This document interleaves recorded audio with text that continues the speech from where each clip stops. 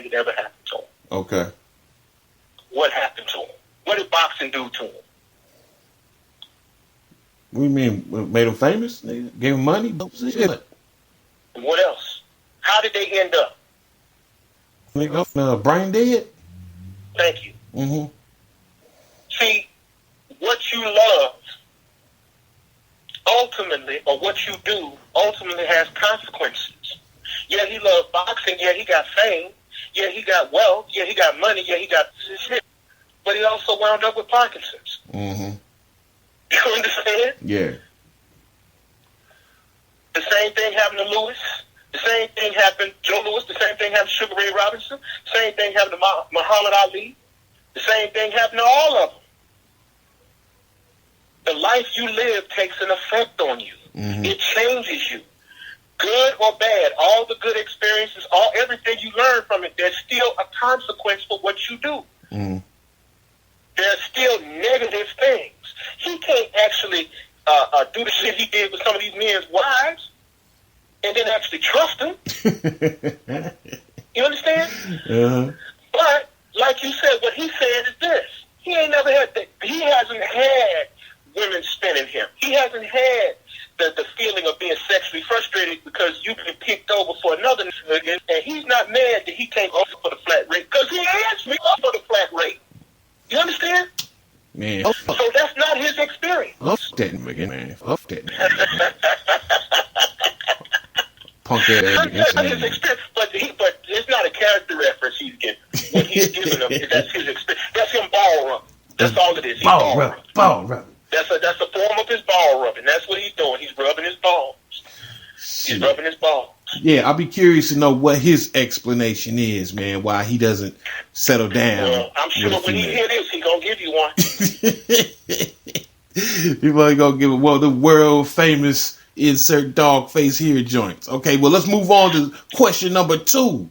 You know what I'm saying? We covered this yesterday too, man. The fact that he says, once again, man, you know, I'm gonna give you this work, ARC. I'm gonna give you this work because these niggas out here, they ill-equipped to fuck with you, man. So I'm gonna give you a run for your money. I'll make you work for this shit. Check this out. You say that you train women to be submissive to their boyfriends, fiancés, and husbands.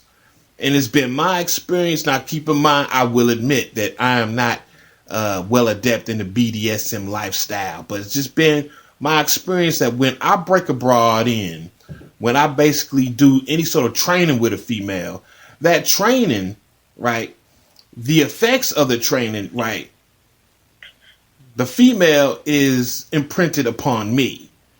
I can't necessarily have the female trained and have her react to, you know what I'm talking about, Tony. I can't have that training. The dominance and the control doesn't transfer to the student. It stays with the teacher. That's right. In other words, how can he train a woman to be submissive to another man when he broke her down? That's right. Have you ever seen that shit? Unless, like I say, he's engaging in some sort of hypnosis techniques or some trauma-based MK mind control shit, you know what I mean? Some brain compartmentalization. I can't see him being with a female. I don't know how long the training sessions are. I don't know if he's doing this training session solo with the female, then she goes home and be subservient. I don't know if they're all in the same room, the man, the wife, and ARC. But it's just been my experience that when I train abroad, she is basically adhering to me. She's my slave. You know what I mean? Well, that shit's not transferable upon the next cat.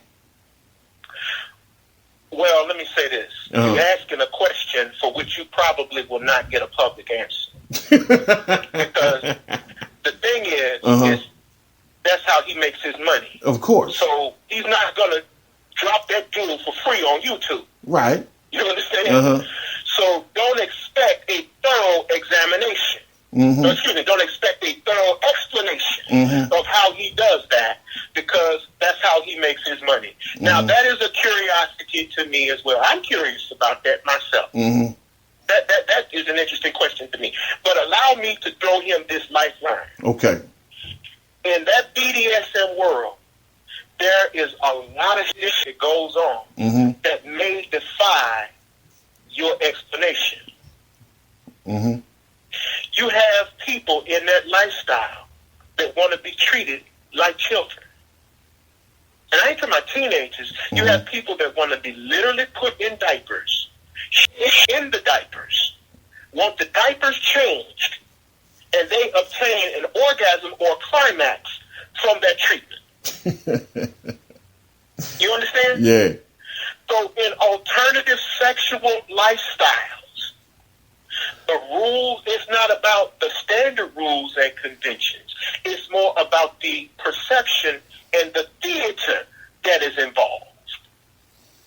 As opposed to the concrete reality or the concrete dynamics that take place in physical relationships. So in that BDSM world, in that world of alternative sexuality, there will be a lot of things that defy explanation. I don't see how he would be able to do that, but then you would have to ask that of the people that are engaged in his services. How does that work with them? How can you have a self-professed BDSM dominant who is a bull? How can a bull break down a cow for a sheep? You understand? Yeah. Now, to you, that's the perfect contradiction. But to them, it makes perfect sense. Because you got to think that think about the economics of it. She don't want to leave him. 9 times out of 10, these are people that make a little bit of money. They may not be supremely wealthy, but they make a little bit of money. She ain't stupid. She ain't finna leave that security. And then by the same token, there are certain things that she wants that she had when she was in the street that she's not getting now. So from their perspective, they're trying to resolve the problems in their marriage. They're not looking at the practicality of whether or not Alan can transfer his personality into her husband. All she knows is she wants a motherfucker to show some balls. So the answer is, it's not going to make sense to you. It will never make sense to you. Because the people in the BDSM world, I'm going to have to say this, it's fantasy. It's fantasy. It is an expression of their sexual desires and longing. Sexual desires and longing don't usually follow rational thought. I call shenanigans. Fuck that, man. I ain't trying to hear it. Well, fuck that shit, nigga. I'll tell you what. When he hears it, let him respond.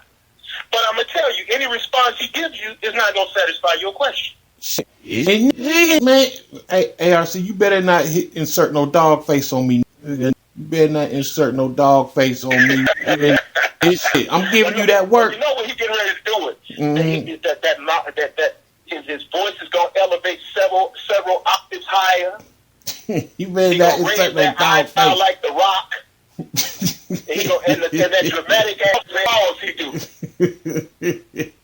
While he holding up his beverage, man. I don't give a fuck about that beverage. Look, man, it's gotta be in you and not on you. And you training a to be subservient to some whack ass milk toast soy boy ass husband.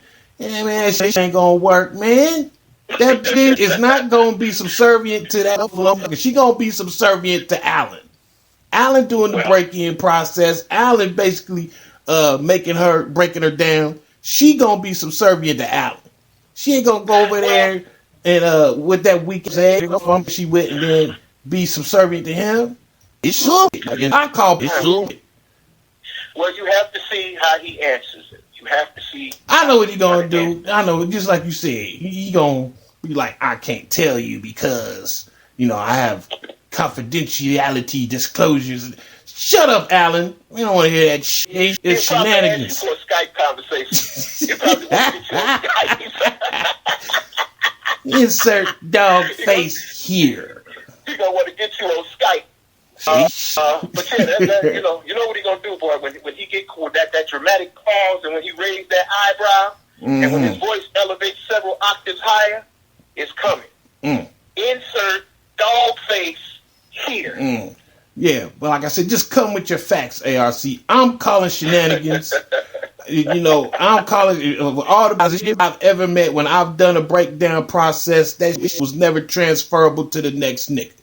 You know what I'm saying? It was never transferable. You remember B-Rad, right? Yeah, on Malibu's. B-Rad. B-Rad called you and asked you, how did you break down Dollar? Yeah, Yeah, because he was trying to get her to do shit, right, that she was doing with me. But she wouldn't do it with him. But I broke her down, you know what I'm saying? And she was doing some subservient shit, but she wasn't doing it with him.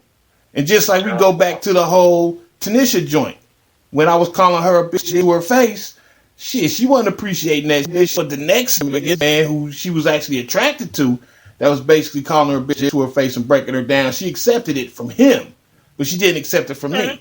So how is Alan able to say, okay, I'm going to take this broad, I'm going to break her down to be subservient, and then she's going to go and give her husband the same sort of subservient treatment? It just goes against everything that I've learned in these streets with these bras. But once again, I'm not into BDSM lifestyle. So unless this nigga's doing hypnotism and he's actually practicing some trauma-based mind control, like beating the brakes off of shit, or some, like I say, some CIA shit, I don't see it, man. I don't understand it. But I doubt I'm gonna get a straightforward answer. But I had to try. I had to try. But y'all heard it here first. I gave ARC that work, and I don't think he gonna be able to fuck with it. You know what I'm saying? Because I don't think he can actually rationally come back with a cogent argument. I don't think he can do it. Well, as they used to say on the old Batman TV show, the worst is yet to come. Yeah, that's the best I could do. I couldn't find anything else to really, gripe about. But that was the main one. That was actually two. I was trying to figure out why he don't have a chick as far as, settle down with a broad. You know what I'm saying? I was just curious to know what his reasons was for that. And I don't really expect to have no answer for that either. You know how he is. He wants to insert dog faces and shit, man. But he don't want this smoke. ARC don't want this smoke, man. You know what I'm saying? And of course, the whole situation about breaking down chicks. Let's see, you're fucking with the wrong one, ARC. You fucking with these Rudy Poot niggas out here don't know nothing, man. You know what I'm saying? You gotta come fuck with me. Come fuck with me. So, check it out, man. How long is this joint, man? Woo-wee. I don't know, bro. Holy shit. It's 2 hours, man. Fuck with you. Okay.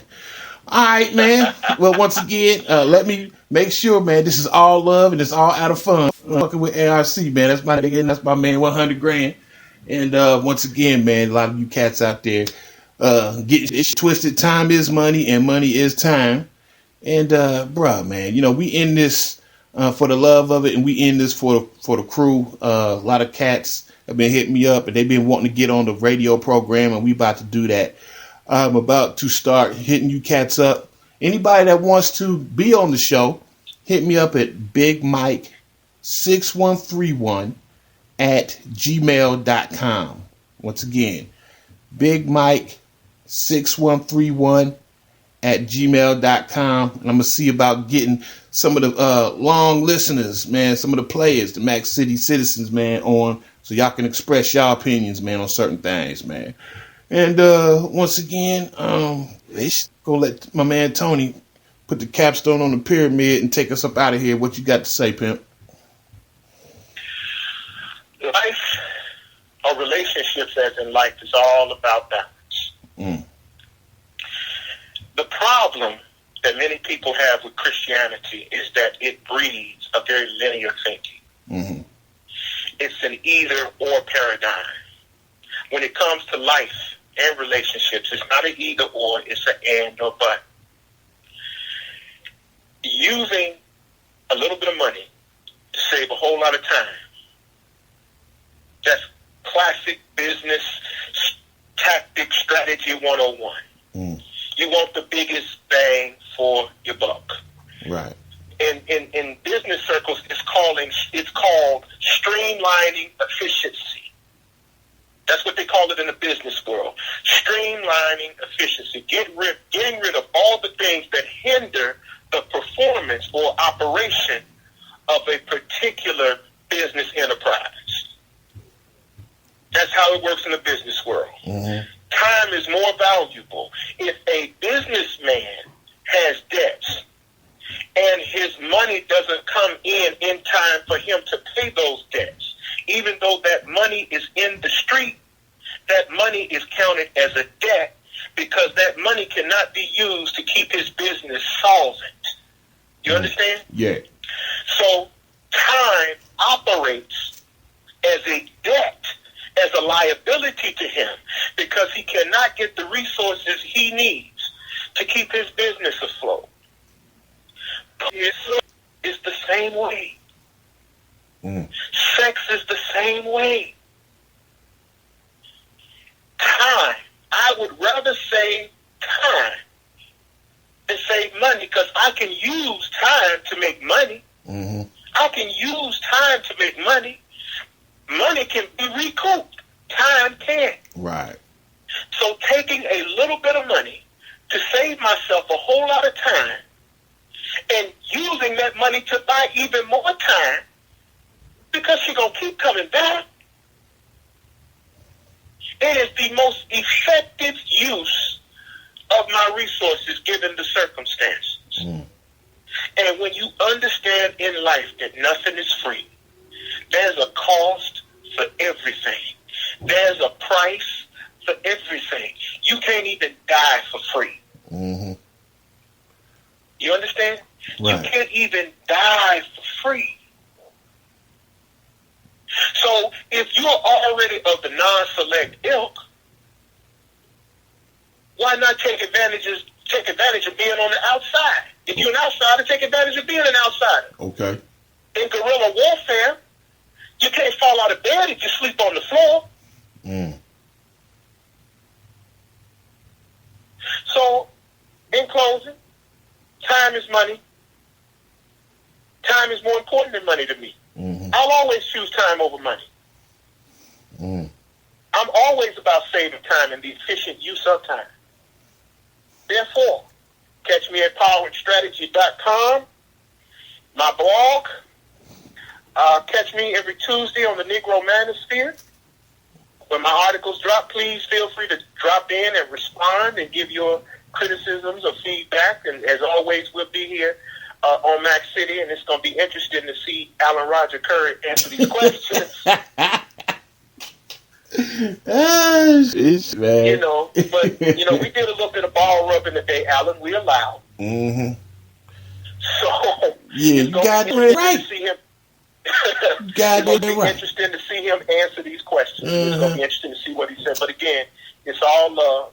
Mm. It's all love. And what his zen or his style works for him, you're not going to beat him at that. And you're not going to beat us at this power tricking. Hey, check it out, man. Hey, go ahead and check out my boy, man, O'Shea Duke Jackson, man, on his channel, Absolutely. man. Once again, man, O'Shea, man, if you listening, bro, man, I really want to get on that hangout he had. It was Sunday, man, talking about black folks and IQ, man. But Yeah. man, I would have been perfect for that, but of course I had to go to work, man. You know what I mean? So, O'Shea, I ain't dodging you, man. Just every time you got a good show, I get them at work.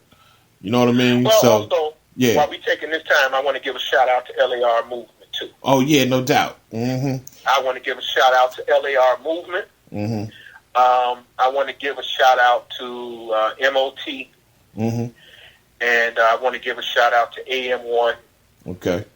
You know, and to the other brother, what I call the assassin, George Macon. Okay.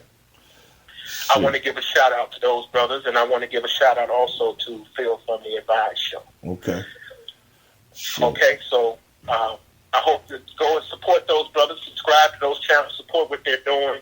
Or everybody we call, go and support those people.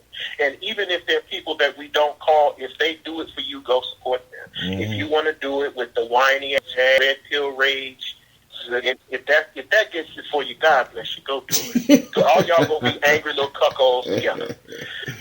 Go do your thing. So that's all I got.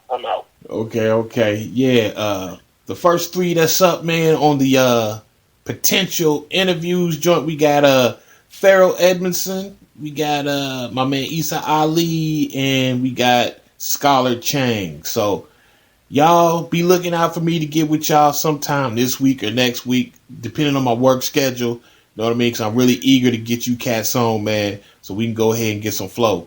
You know what I mean? But once again, also my usuals, man. You know what I mean? My nigga Backbone, Jackbone, Rick Nasty, Vector, man. Who else? Issa Ali. No, I already said Issa Ali, man. I already said that. Okay. Yeah, man. I don't know. Once again, oh yeah, I'm beginning to B Money. I ain't seen B Money in a while. Shit, man. B Money, drop a line, man, so I know you're alright. I ain't seen you in a minute, bruh. So once again, this is Fat Mac, the Almighty Triple XL, coming at y'all live and direct from Maxity.com and PowerandStrategy.com. And Alan, insert that dog face if you want. Okay? Insert it if you want. I got your number. I dare you to respond. I dare your ass to respond. You can't fuck with me. I'm out.